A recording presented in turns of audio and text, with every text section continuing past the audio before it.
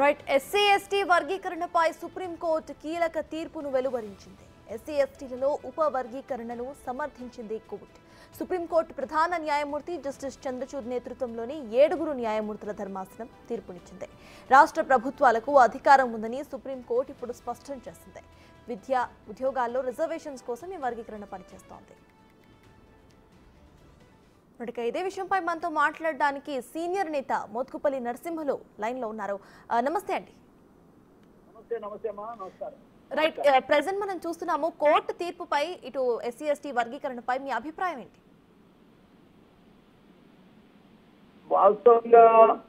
వాస్తవంగా అసలు స్వతంత్ర ఫలాలనేటువంటిది ఇంతవరకు మాదిగలకు కానీ మాదిగ ఉపకులాలకు కానీ అందలేదు. స్వతంత్ర ఫలాలు అనేటువంటి అంబేద్కర్ ఆచరించిన రీతిలో ఇవాళ ఈ జడ్జిమెంట్ వల్ల అమలు కాబోతా ఉన్నాయి. ఈ జడ్జిమెంట్ అనేటువంటి సుప్రీంకోర్టు జడ్జిమెంట్ అనేది ఒక చరిత్రాత్మకమైనటువంటి జడ్జిమెంట్. ఇది మాదిగల విజయంగా ఈ సందర్భంగా నేను తెలియజేస్తా ఉన్నాను. గత 20-25 సంవత్సరాల నుంచి అలుపెరగని పోరాటం, మాదిగలంతా పోరాటం చేసిన ఫలితమే ఇవాళ విజయంగా ఈ సందర్భంగా నేను భావిస్తా ఉన్నా. ఇది మాదిగల విజయం అని మరొకసారి సందర్భంగా నేను తెలియజేస్తూ, వెంటనే ఇక్కడ గవర్నమెంట్ రేవంత్ రెడ్డి గారు వెంటనే ఇది అమల్లోకి తీసుకురావాల్సిన బాధ్యత వారి మీద ఉన్నది. అమల్లోకి తీసుకురావాలని కూడా ఈ సందర్భంగా నేను తెలియజేస్తా ఉన్నా. 2004లో 2000 సంవత్సరంలోనే చంద్రబాబు నాయుడు గారు ఇది అమల్లోకి తెచ్చారు. అమల్లోకి తెచ్చిన తర్వాత 2004లో ఆ తెచ్చినటువంటి ఏబిసిడి వర్గీకరణ చట్టాన్ని కొట్టేశారు. అప్పటి నుంచి అంటే 20 సంవత్సరాలు మళ్ళీ దీంట్లో కూడా నష్టం జరిగింది. 75 సంవత్సరాలు స్వతంత్ర భారతదేశంలో మాదిగలకు తీవ్రమైనటువంటి అన్యాయం జరిగింది. ఈ యొక్క జడ్జిమెంట్ వల్ల సుప్రీంకోర్టు యొక్క జడ్జిలకు ప్రత్యేకంగా నేను కృతజ్ఞతలు మా జాతి పక్షాన్ని తెలియజేస్తా ఉన్నా.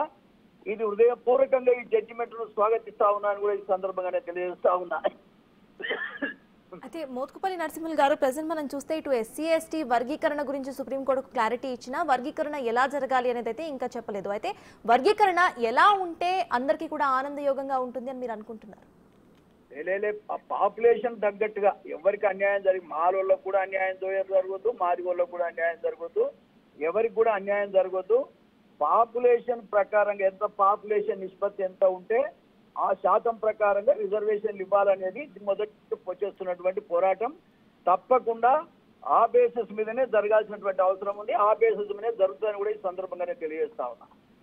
అయితే ప్రెసెంట్ ఏ స్టేట్స్ అంటే రాష్ట్రాల వారీగా ఇటు ఎస్సీ ఎస్టీ వర్గీకరణ చేస్తే బెటర్ అని మీరు అనుకుంటున్నారా? అంటే ఏ రాష్ట్రానికి తగ్గట్టు వాళ్ళకి కంప్లీట్ ఏ రాష్ట్రంలో ఉన్న పరిస్థితులు ఎలా ఉన్నాయో ఆ రాష్ట్రంలో ఉన్న పరిస్థితులను బట్టి చేయాల్సినటువంటి అవసరం ఉన్నదని సుప్రీంకోర్టు చెప్పింది.